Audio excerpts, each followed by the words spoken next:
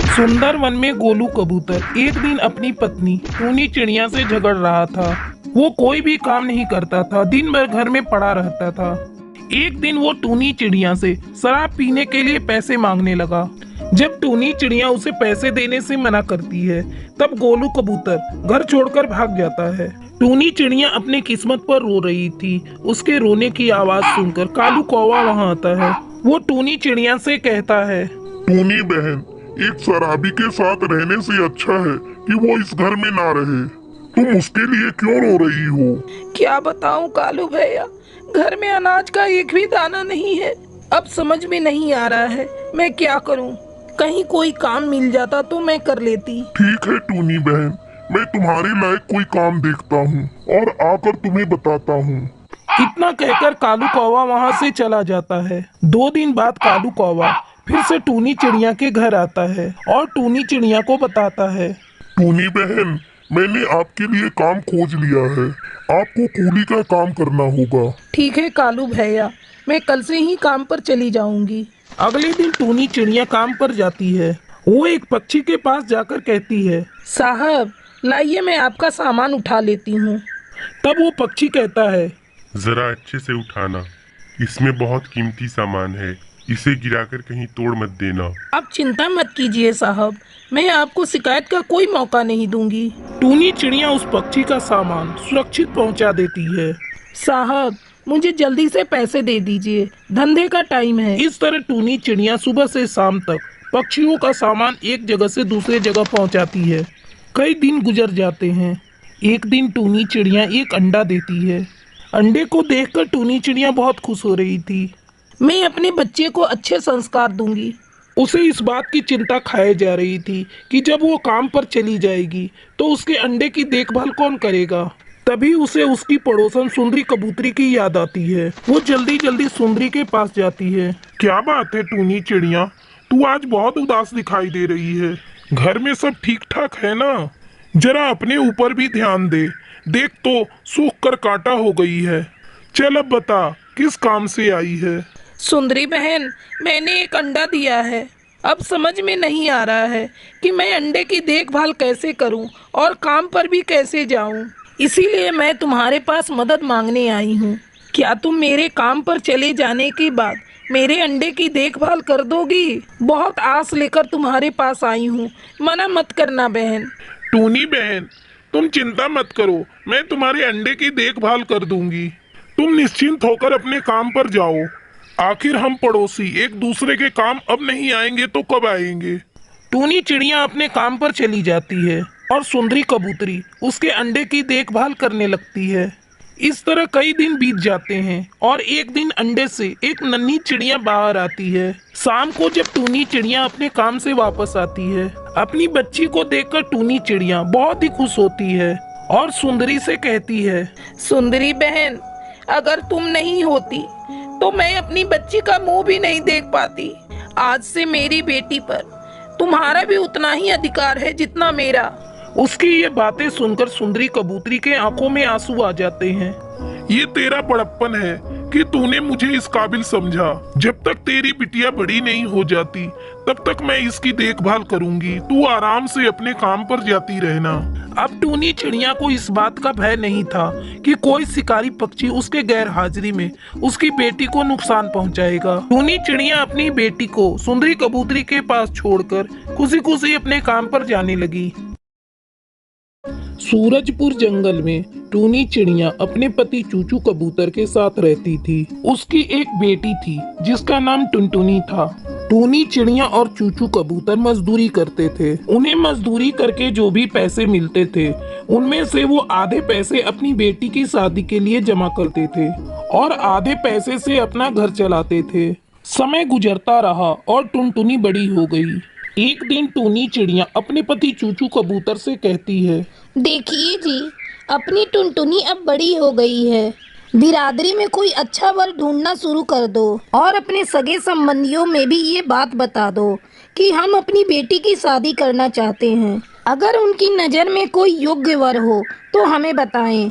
यदि हम लोग किसी को कुछ नहीं बताएंगे तो उन्हें कैसे पता चलेगा कि हम अपनी बिटिया टुनटुनी की शादी करना चाहते हैं। टूनी, तुम बात तो सही कह रही हो, लेकिन अभी हमारे पास इतने पैसे नहीं हैं कि हम अपनी बेटी टुनटुनी की शादी धूमधाम से कर सके, और दहेज भी तो देना होगा। इतना सब कुछ कहाँ से होगा? टुनटुनी के पापा, इस तरह हम लोग अपनी बेटी को कब तक घर बिठा कर रखेंगे? कुछ तो करना ही होगा। तुम ऐसा करो, साहूकार गोगो से जाकर कुछ पैसे उधार लाओ। धीरे धीरे हम लोग उसका उधार चुका देंगे। ठीक है टुनटुनी की माँ, मैं कल ही जाकर गोगो चील से बात करता हूँ। चूचू कबूतर टूनी चिड़िया की बातों में अपनी सहमति जताता है और अगले दिन साहूकार गोगो चील के पास जाता है। साहूकार जी, मेरी बेटी टुनटुनी अब विवाह योग्य हो गई है। मैं अपनी बेटी की शादी करना चाहता हूँ, पर पैसे थोड़े कम पड़ रहे हैं। अगर आप उधार दे देते तो मैं अपनी बेटी की शादी धूमधाम से कर पाता। ठीक है चूचू कबूतर, पैसे तो मैं तुम्हें दे दूंगा, पर तुम गिरवी रखने के लिए क्या लाए हो? मैं बिना गारंटी किसी को पैसे नहीं देता। अगर कहीं तुम मेरे पैसे लेकर मुकर गए तो मैं कहाँ जाऊंगा मांगने? तुम्हारे पास यदि कुछ है तो गिरवी रखकर पैसे ले जाओ। चूचू कबूतर निराश मन से अपने घर वापस लौट आता है और सारी बातें टूनी को बताता है। अब क्या होगा जी?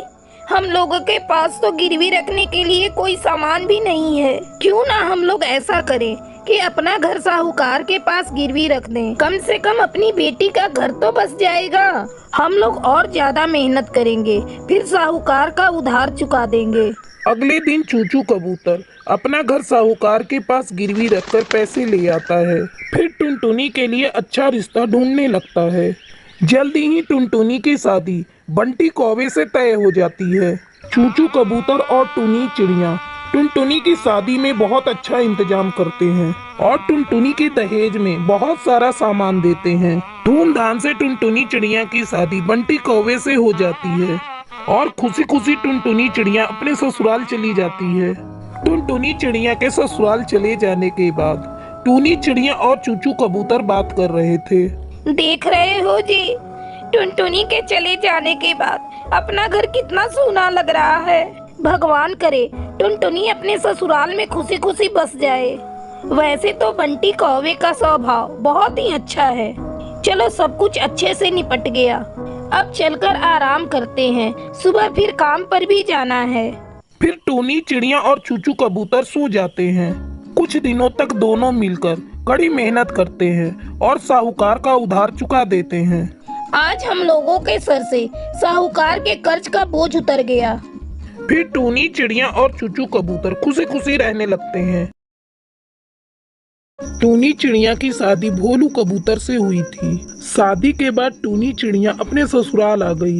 वो बहुत खुश थी, लेकिन उसकी खुशी ज्यादा देर तक टिकी नहीं। टूनी चिड़िया का पति रोज रात को घर देर से आता। एक दिन टूनी अपने पति का इंतजार करते करते सो गई। अगली सुबह उसकी सास उसके कमरे में आती है और चिल्लाते हुए कहती है, आहा, देखो तो महारानी जी कैसे आराम फरमा रही हैं। अरे ओ निकम्मी, तेरे मायके में सभी देर तक सोते होंगे। मैं कब की जग चुकी हूँ और चाय का इंतजार कर रही हूँ, और तू है कि यहाँ घोड़े बेचकर सो रही है। माँ जी, मैं अभी चाय बना कर ला रही हूँ। टूनी चिड़िया किचन में चाय बनाने चली जाती है। थोड़ी देर बाद वो चाय बनाकर अपनी सास को देती है। माँ जी, भोलू कबूतर कहीं दिखाई नहीं दे रहा है। मैंने उसके लिए भी चाय बनाई है। मेरा बेटा तो कब का दुकान चला गया। तुझे सोने से फुर्सत मिले तब ना। जा अब जाकर खाना पका। टूनी चिड़िया सिर झुकाकर खाना बनाने चली जाती है। शाम को भोलू कबूतर जब घर आता है तब टूनी उससे कहती है, आप मुझसे हर समय उखड़े उखड़े क्यों रहते हैं जी? जब से शादी हुई है आप मुझसे सीधे मुंह बात भी नहीं करते। मुझसे कोई गलती हो गई है क्या? तेरी माँ से मैंने दहेज में एक कार मांगा था, उसने वो भी मुझे नहीं दिया। ऐसा कर, तू कल ही अपने मायके चली जा और एक नई चमचमाती कार लेकर आ। आपको तो पता है जी, मेरे माँ बाप कितने गरीब हैं। इतनी महंगी कार वो आपको कहाँ से देंगे? तब टूनी की सास भी उसे खरी खोटी सुनाने लगती है। जब तेरे माँ बाप को दहेज देने की औकात नहीं थी तो बेटी पैदा क्यों की? मेरे बेटे ने अपना फैसला सुना दिया है। तू कल ही अपने मायके चली जा और कार लेकर वापस आना। अगले दिन टूनी चिड़िया रोते रोते अपने मायके पहुंचती है। तब टूनी की माँ टुनटुनी चिड़िया उसे देखकर कहती है, अरे टूनी बेटी, तू यहाँ क्या हुआ? तू अकेली ही आई है क्या? दामाद जी कहीं दिखाई नहीं दे रहे हैं। माँ छोड़ो ये सब बातें, मुझे जल्दी से 1 कप चाय बनाकर पिला दो। अभी मुझे कुछ दिन मायके में रहना है, फिर ससुराल जाऊंगी। ठीक है बेटा, तू बैठ, मैं तुझे अभी चाय बनाकर पिलाती हूँ। इस तरह कुछ दिन गुजर जाते हैं। एक दिन टुनटुनी चिड़िया अपनी बेटी टूनी चिड़िया से पूछती है, बेटी क्या बात है? तुझे मेरी कसम, कोई बात है तो बता। दामाद जी से तेरा कोई झगड़ा हुआ है क्या? टूनी चिड़िया अपनी माँ को कुछ नहीं बताती। वो अंदर ही अंदर घुट रही थी। उसे पता था अगर वो अपनी माँ को सच्चाई बता देगी तो उसकी माँ जीते जी मर जाएगी। एक दिन टुनटुनी की पड़ोसन चमेली कौवी उसके घर आती है। वो टुनटुनी से कहती है, अरे टुनटुनी, देख रही हूँ बहुत दिनों से तेरी बेटी यहाँ पड़ी हुई है। इसका ससुराल जाने का कोई इरादा नहीं है क्या? ऐसा कर, तू इसे जल्दी से जल्दी ससुराल भेजने का इंतजाम कर। कब तक ऐसे अपने मायके में पड़ी रहेगी? इतना कहकर चमेली कौवी वहाँ से चली जाती है। उसके जाने के बाद, माँ, मैं कल ही अपने ससुराल चली जाऊंगी, तुम चिंता मत करो। टूनी, तू चमेली आंटी के बातों का बुरा मान गई? उसने क्या गलत कहा? बेटियां तो ससुराल में ही अच्छी लगती हैं। अगले दिन टूनी चिड़िया अपने ससुराल चली जाती है, लेकिन उसकी सास उसे घर में घुसने नहीं देती। अरे करमजली, तू कार लेकर आई है? बिना कार लाए मैं तुझे घर में घुसने नहीं दूंगी। तू यहाँ से चली जा, मैं अपने बेटे की दूसरी शादी करूंगी। टूनी चिड़िया इस अपमान को बर्दाश्त नहीं कर पाती और वो जाकर कुएं में कूद जाती है और उसकी मौत हो जाती है। उसके मरने की खबर जब टुनटुनी चिड़िया को पता चलती है तब वो जल्दी जल्दी टूनी के ससुराल आती है। वहाँ टूनी चिड़िया की पड़ोसन बुलबुल चिड़िया टुनटुनी चिड़िया को रोते देखकर उससे कहती है, बहन जी, आपकी बेटी को उसके जालिम ससुराल वालों ने दहेज के कारण मार दिया। वे लोग उसे बहुत सताते थे। रोज रोज का अपमान कितना सहती बेचारी। आखिर उसने कुएं में कूदकर अपनी जान दे दी। मैं इन जालिमों को नहीं छोड़ूंगी। इन्होंने मेरी फूल सी बच्चे को मार डाला। टुनटुनी चिड़िया पुलिस बुलाकर उन सबको गिरफ्तार करवा देती है। वो अपनी बेटी की तस्वीर के सामने खड़ी होकर उससे माफी मांगती है। टूनी बेटी, तू मुझे माफ कर दे। मैं तेरे दर्द को नहीं समझ पाई, लेकिन तूने भी तो कभी कुछ मुझसे नहीं बताया। अगर तूने बता दिया होता तो मैं इन जालिमों के पास तुझे दोबारा नहीं भेजती। हो सके तो मुझे माफ कर देना बेटी। फिर टुनटुनी चिड़िया दुखी मन से अपने घर लौट आती है और किसी तरह अपनी आगे की जिंदगी बिताने लगती है।